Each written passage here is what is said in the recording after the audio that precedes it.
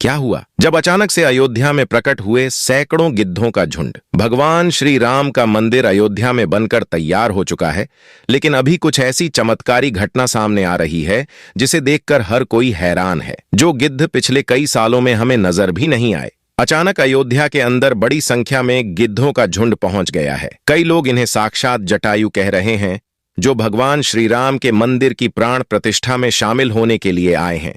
लोगों को हैरानी इसलिए हो रही है क्योंकि जो गिद्ध की प्रजाति विलुप्त होने की कगार पर है। साल 2000 के बाद इतनी संख्या में कहीं पर भी नजर नहीं आए और इतनी बड़ी संख्या में अयोध्या पहुंच जाना वाकई में भगवान श्री राम का चमत्कार है। और ये जब खबर मीडिया के अंदर पहुंची तो सब जगह भगवान श्री राम के चमत्कार की चर्चा होने लगी। इस चमत्कार को आज वैज्ञानिक भी मान रहे हैं। आज के इस वीडियो में भगवान श्री राम के मंदिर बनने वक्त हुए वह चमत्कार बताएंगे, जिसे सुनकर आप भी चौंक जाएंगे। आखिर क्यों नेपाल से दो जो विशाल शिलाएं लाई गई थीं, जिससे भगवान श्री राम की मूर्ति बनाई जानी थी, लेकिन उनसे मूर्ति ना बनाकर दूसरे पत्थरों को लाया गया। वीडियो शुरू करने से पहले यदि आप सच्चे राम भक्त हैं तो कमेंट में जय श्री राम जरूर लिखें।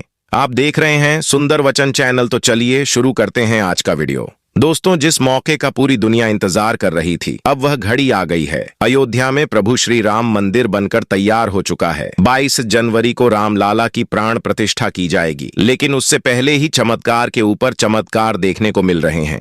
सबसे पहला चमत्कार तब हो गया जब लोगों को अचानक जटायु के वंशज आसमान में उड़ते दिखाई दिए। यहाँ तक कि भगवान श्री राम के भक्त इन्हें राम मंदिर की प्राण प्रतिष्ठा में आए मेहमान मान रहे हैं, क्योंकि पिछले कुछ सालों में यह प्रजाति विलुप्त सी हो गई थी। लेकिन राम मंदिर की प्राण प्रतिष्ठा नजदीक आते ही अयोध्या के आसपास बड़ी संख्या में गिद्ध पहुंच गए हैं। लोग इस करिश्मा को देखकर पूजा भी कर रहे हैं, क्योंकि गिद्ध ऐसा प्राणी है जो भारत से विलुप्त हो चुका है। ऐसे में प्रभु श्री राम की प्राण प्रतिष्ठा से पहले ही गिद्धों का दिखना, इसे लोग भगवान का चमत्कार मानकर पूजा कर रहे हैं। अब ये दोस्तों इतनी बड़ी बात है कि इसे झुठलाया नहीं जा सकता है। दोस्तों, कुछ बुद्धिजीवी लोग रामायण के होने पर ही सवाल उठा रहे हैं। उन लोगों का मानना है कि रामायण असल में एक कहानी थी, मगर दोस्तों रामायण से जुड़े हुए कई सारे ऐसे सबूत आज भी मौजूद हैं जो हर किसी को मानने के लिए मजबूर कर रहे हैं। भगवान राम ने जो पुल बनाया था लंका जाने के लिए, वह आज भी मौजूद है। उसे वैज्ञानिकों ने भी माना है। वैज्ञानिकों ने उसे देखकर कह दिया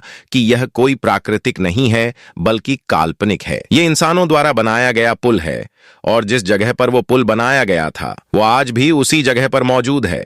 उस समय भगवान श्री राम ने अपने चमत्कार से पत्थर को पानी के अंदर तैरा दिया था और उन तैरते पत्थरों पर कदम रख के वानर सेना लंका में गई थी। दूसरा सबसे बड़ा सबूत रावण की लंका है। रावण की लंका आज भी मौजूद है और अयोध्या में साक्षात जटायु का प्रकट होना भी गहरा चमत्कार है। गिद्ध जटायु प्रजाति से ताल्लुक रखते थे, वहीं जटायु भगवान श्री राम के परम भक्त थे। दोस्तों, जटायु और भगवान श्री राम के बारे में रामायण में भी कई बार हमें जिक्र मिलता है। त्रेता युग में जब भगवान श्री राम को अपने पिता द्वारा वनवास जाने का आदेश मिला था, तब पंचवटी में भगवान श्री राम की पक्षीराज जटायु से मुलाकात हुई थी। पक्षीराज जटायु माता सीता को अपनी पुत्री के समान मानते थे। दरअसल जब रावण माता सीता को हरण करके ले जा रहा था, तब जटायु ने ही लंकापति रावण को सीता माता की रक्षा के लिए युद्ध किया था। वही जटायु जिन्होंने अपने पंखों से रावण को बहुत चोट पहुंचाई थी। रावण के शरीर को जटायु ने लहूलुहान कर दिया था। इस संघर्ष में जटायु ने अपने प्राणों की आहुति दे दी थी। छत्तीसगढ़ के दंडकारण्य में आज भी गिद्धराज जटायु का मंदिर है। ये वो स्थान है जब सीता का अपहरण कर रावण पुष्पक विमान से लंका जा रहा था, तो सबसे पहले जटायु ने ही रावण को रोका था। राम की राह में जटायु पहले शहीद थे। राम कथा में प्रसंग आता है जब जटायु के भाई संपत्ति ने कहा कि मेरे पंख कमजोर हैं मगर आंख दूर की चीजें देख सकती हैं, इसीलिए मैं सीता जी को अशोक वाटिका में बैठ के देख रहा हूं।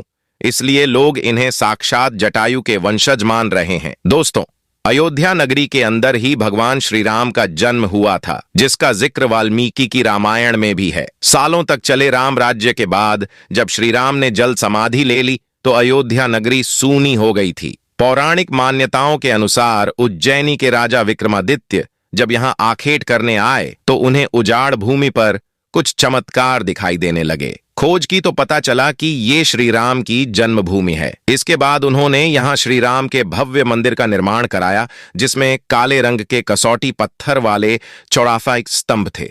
समय समय पर यहाँ राजाओं ने मंदिर की देखभाल की, लेकिन 14वीं शताब्दी में जब भारत में मुगलों का शासन हुआ तो श्री राम जन्मभूमि को नष्ट कर यहाँ बाबरी मस्जिद बना दी गई। 1525 में राम जन्मभूमि मंदिर को बाबर के सेनापति मीरबांकी ने ध्वस्त करवाया था। बाबरी मस्जिद की 3 गुंबद थी, जिसके बाहरी हिस्से में एक चबूतरे में श्री राम के बाल स्वरूप की पूजा होती थी।